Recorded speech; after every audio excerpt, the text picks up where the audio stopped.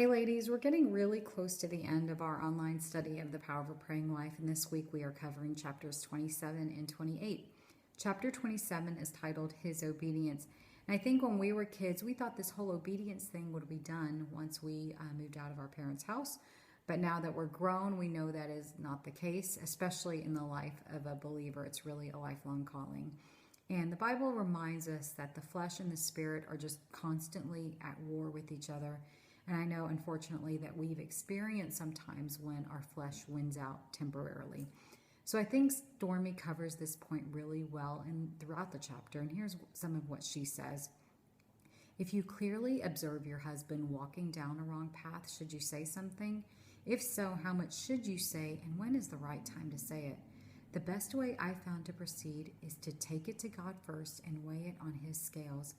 He may instruct you to just be quiet and pray. But if He does direct you to speak to your husband about the matter, there will be a far greater chance of him hearing God's voice somewhere in your words if you've prayed before you speak. So one of my favorite Bible characters is Abigail. And I just love the wisdom really that she demonstrated in what could have been a really bad situation.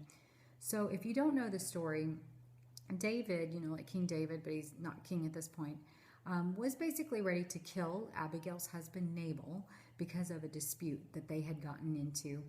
And now, granted, Nabal had been talking really crazy to David, but I think we see at this point that it is really just David's humanness that is kind of taking over his decision making in this situation. So when Abigail found out what was about to go down, she knew she had to put a stop to it. And I think that her approach and how she handled it is something that we can apply in our own lives if we see our husband kind of about to walk down that path of disobedience. And it's all found in 1 Samuel 25. So the first thing she did was she brought food, because we know the way to a man's heart, right? But actually what she was doing was she was taking care of David's physical need. She knew that they had been on the run and they were probably really hungry at this point. So she knew the conversation would best be heard when he was physically ready to receive it. And it comes back to something that we've discussed before. We don't want to have this kind of a conversation the second our husband walks in the door after he's had a long day and is physically drained, because we know the conversation just isn't going to be effective that way, and he's just not going to be ready to receive it. The second thing she did was she approached David humbly and respectfully. If you think about it, she really could have just kind of come out with, what, are you crazy? What are you thinking? But here's what she did instead in verses 23 and 24. When Abigail saw David, she quickly got off her donkey and bowed low before him. She fell at his feet and said, I accept all blame in this matter, my lord. Please listen to what I have to say. So I'm not saying we have to bow, even though our husbands may get a big kick out of that, but it's really, that's how they showed respect then. And so it's just about showing respect. So, and if you think about it, she had nothing to do with what Nabal was talking about, but she still is accepting the blame for it. And to me, I'm just like, wow, that's amazing humility.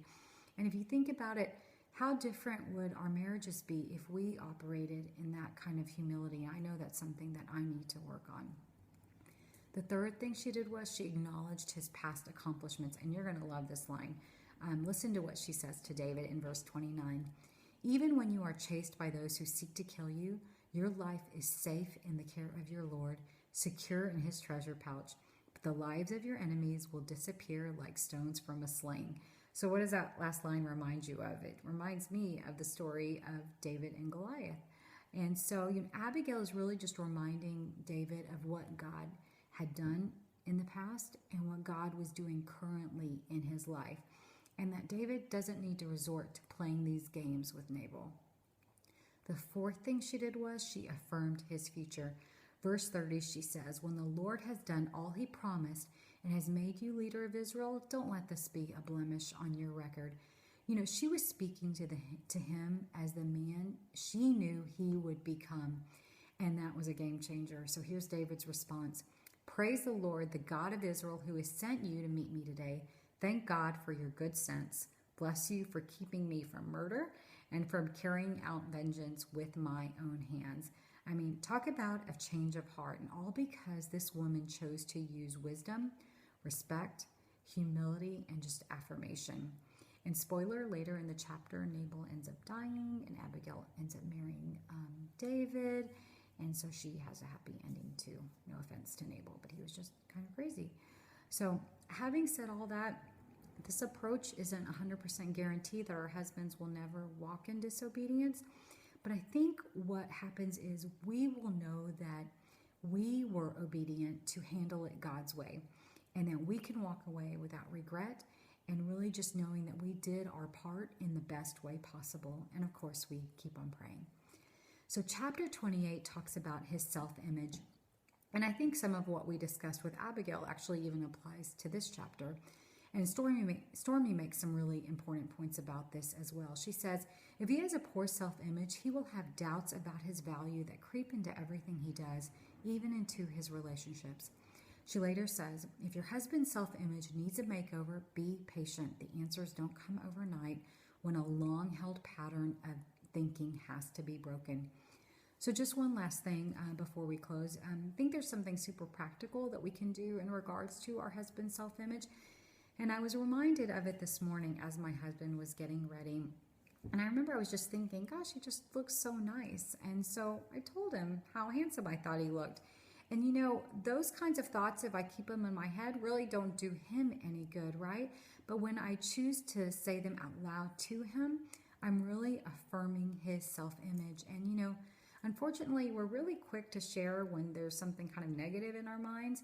But we need to remember not to neglect to say the good things too, just like, you know, thank you for washing the cars, or good job cleaning the showers. I mean, you know, maybe you can just apply that to how it works in your life. But I just want to encourage you, you know, when you think of something nice about your husband, just say it. And let me know how it goes. So anyway, your turn. I want you to just comment. I'd love to hear from you in regards to what you've learned on these chapters, and just maybe any insights or personal experiences that you've had as well. So next week is our very last session, and we are going to be discussing chapters 29 and 30. And I know in the newer versions there are 31 chapters, I believe, but the chapters we are talking about is chapter 29, his faith, and chapter 30, his future. Have a great week, ladies. God bless you.